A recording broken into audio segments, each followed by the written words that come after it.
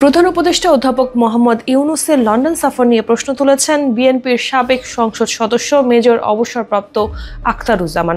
বলেছেন, বাংলাদেশে এমন কি জরুরি প্রয়োজন তৈরি হয়েছে যে তাকে ব্রিটিশ রাজপরিবারের সঙ্গে দেখা করতে যেতে হলো? সাধারণ মানুষ এটা কিভাবে নেবে? রাজদর্শনের অর্থ কি? এখন কি ব্রিটিশ রাজা আমাদের ভাগ্য নিয়ন্ত্রণ করেন? তিনি কি আজকের পৃথিবীর রাজনীতিতে কোনো গুরুত্বপূর্ণ ফ্যাক্টর? সম্প্রতি একটি ভিডিও বার্তায় তিনি এসব কথা বলেন। ভিডিও বার্তায় তিনি বলেন, তিনি সেখানে একটি পুরস্কার নিতে গিয়েছেন। প্রশ্ন হলো, আর কত পুরস্কার নেবেন? পুরস্কার দিয়ে কি করবেন? ওনার তো কিছুটা লজ্জা থাকা উচিত। এখনো যদি তিনি বিভিন্ন পুরস্কারের জন্য ছুটে বেড়ান, তার মানে তিনি নিজেই স্বীকার করে নিচ্ছেন যে তিনি এখনো কোয়ালিফাইড নন। নিজেকে তিনি নিজের কাছে ডিসকোয়ালিফাইড ঘোষণা করছেন। আখতারুজ্জামান আরো বলেন, শেখ হাসিনার চেয়ে তাহলে তিনি ভালো নন।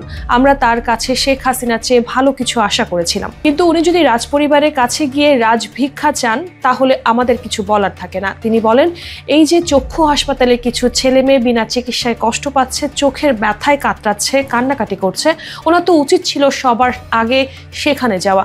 উনি গিয়ে বলতে পারতেন, কিরে বাবা, তোদের চোখ এখনো ভালো হয়নি। তিনি চাইলে তাদের চিকিৎসার ব্যবস্থা করতে পারতেন, কিন্তু সেটি না করে তিনি গেলেন লন্ডনে পুরস্কার নিতে।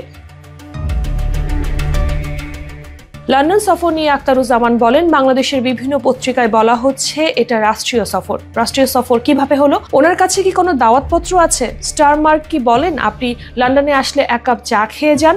তাকে কি রাষ্ট্রীয় আমন্ত্রণ বলা যায়? এটা তো এক ধরনের ভুল তথ্য ছড়ানো। এটি হতে পারে ক্ষমতার অপব্যবহার বা ভুল তথ্য প্রদানের মাধ্যমে জনগণকে বিভ্রান্ত করা।